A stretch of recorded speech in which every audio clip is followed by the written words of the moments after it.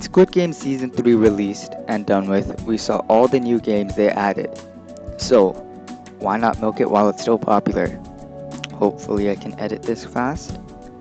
So as a Persona 5 nerd, why not see who from the main game will be able to win Squid Games? First, obviously, spoiler warnings for both Persona 5 Royal and Squid Game. With that aside, let's go over some rules. 1. We are not in the metaverse, so no personas, but Morgana, I'll allow him to keep his metaverse appearance. 2. Joker's gonna have no rank up abilities from his confidants, so like he won't have flow from Maruki to buff him. But he will keep his max social stats. 3.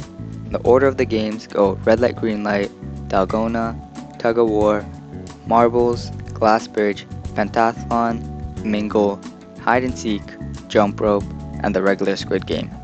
This combines all the games from all seasons, but we'll only end with the regular Squid Game instead of the Sky version, as it's easier to set up the 1v1 than a free-for-all.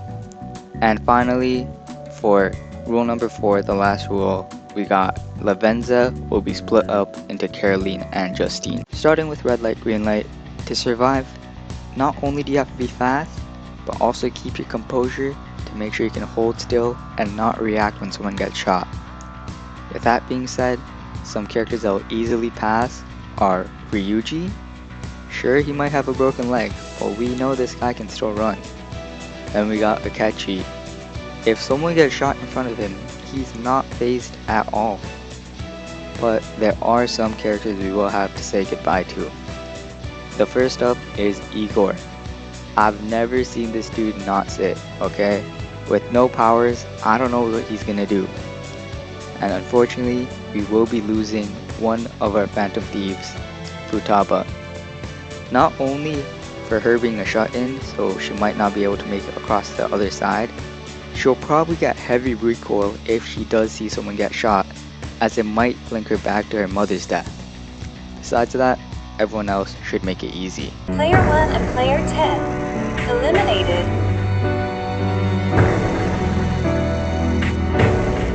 Coming up next, we got Dalgona, which again, you need to keep your composure, but make sure you also have great hand proficiency. For easy passes, we got Yusuke. He's a painter and a chill dude, so he should make it with no sweat. Next we got Shinya.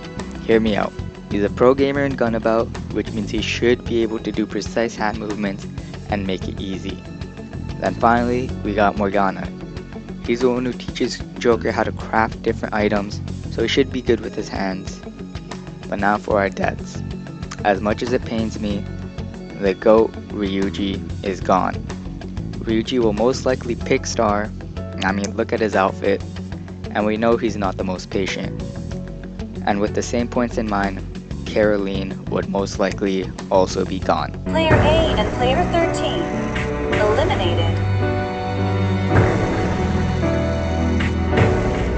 Before we go on to Tug of War, contestants are told about Lights Out and the brawls that can happen. With that said, how to survive will be to be friendly and hope to create a group, be threatening to scare people away, or independent enough to defend yourself. People that will have no issue are EY, who was a post-Yakuza member, and Joker even needed level 4 guts before talking to him. Akechi, again, this man will have no issue, he works alone all of Persona 5 and should easily make it past. Now for people who don't make it through, we have Shinya and Mishima for the same reasons. They're not too popular or threatening, so they might easily get ganged up on. Player 18 and Player 20 eliminated. Now, with that done, we're moving on to our next game, Tug of War, where we're not going to put the characters in a team, and how we're going to eliminate people is that if we run multiple games, who would lose on average the most? Well, first, let's go on to the winners, which would be Joker. We saw this dude is buff, he benched the Velvet Twins, and we're going to assume that combined they weigh around like 100, and he had extra plates. EY will also pass this, again post Yakuza member, so he should be pretty strong. Now, for people who will die here, most times Morgana is probably gonna be out. Sure, he has his metaverse like appearance, but he's still a cat. What's he gonna do? And the twins are now officially out, as Justine would be eliminated, as again, she's only a child. Player 2 and player 12 eliminated. For marbles, we're using the same logic as tug of war, but to be able to win, I'm going to be determining this on who seems the most persuasive in order to swindle their way into stealing the marbles. For people who can easily do this, we have On and Yoshida. They both have confidant abilities involving negotiations, On having crocodile tears and Yoshida's whole abilities being negotiations. Now for people on the other end are Haru and Sumire. I chose them because they're very innocent people who have already been shown to take advantage of, this being Sumire thinking she's Kasumi because of Maruki, and Haru being taken advantage by her father. Player 4 and player 23 eliminated. Next, with Glass Bridge, we will have our most deaths. To determine who's going to be dying here, we're going to go off by who would pick high numbers. Here we're going to skip easy passes and just go to the deaths. This is a big impact as we lose two of our biggest characters, being Joker and Akechi.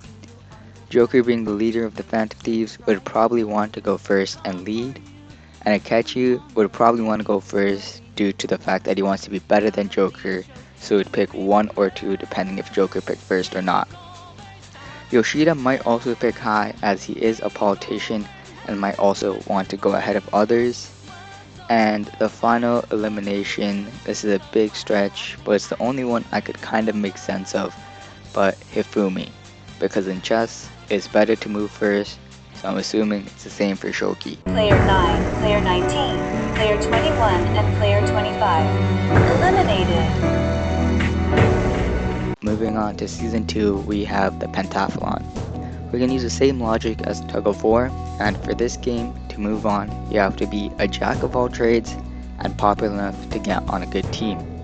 With that being said, Makoto should make it easy as she has a lot of skills and is pretty popular. EY should also do pretty good. He seems like he would be good at a lot of the games in the pentathlon. But unfortunately, characters like Oya and Chihaya, as we don't know what skills they got besides journaling and fortune telling, and they're not too popular. Player 11 and player 17 eliminated. The characters now move on to Mingle, where it's all about alliance. With that being said, people who are for sure safe are Makoto, Yusuke, Sojiro, On, and Sai, as they've all worked together. With that being said, the most likely eliminated are Takemi and EY. This is because the only other characters not in the group that I talked about are Maruki and Kawakami, who are both staff at Shujin and are known by some of the members of the previous group that I talked about. Player 14 and player 15 eliminated.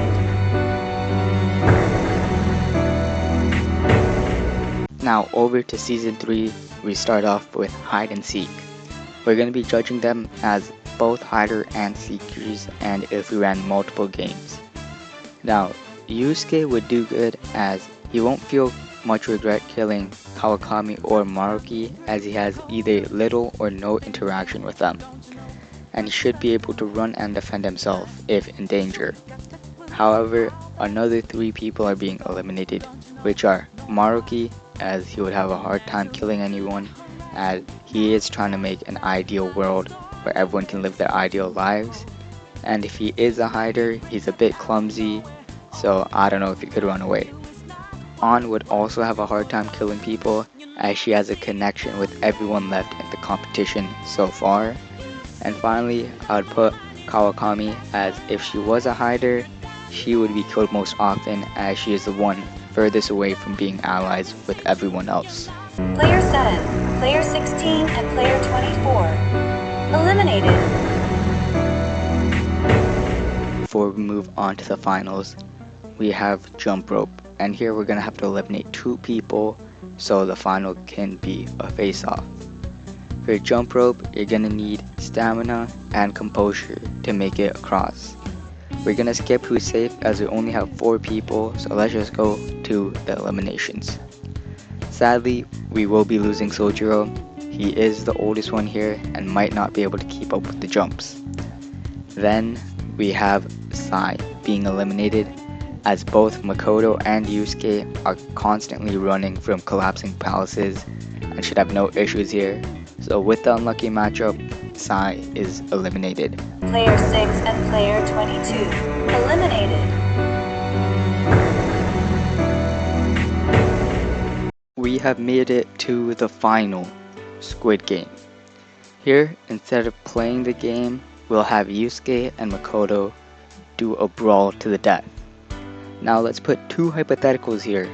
One, where they do a regular fight to the death to win, and 2, the frontmen and VIPs have decided to make them fight with their personas for the VIPs' extra entertainment. For scenario 1, this is an easy win for Makoto as she has turned in a Kaido. Scenario 2 is a bit of a harder choice. Looking at stats alone, Makoto has better magic, agility, and luck with higher HP and SP, Yusuke having higher strength and endurance. Makoto also has a better kit with Makajama, Defense Master, Marakukaja, and Medi Aharana. Yusuke has a higher attack potential and better persona trait.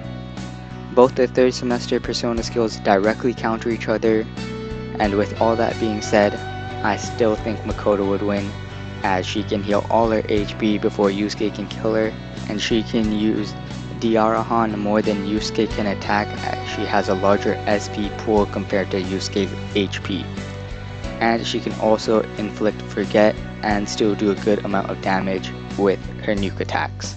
Player 5 eliminated.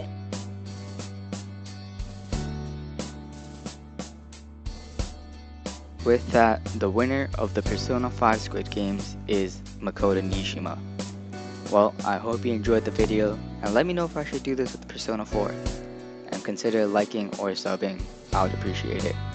See ya.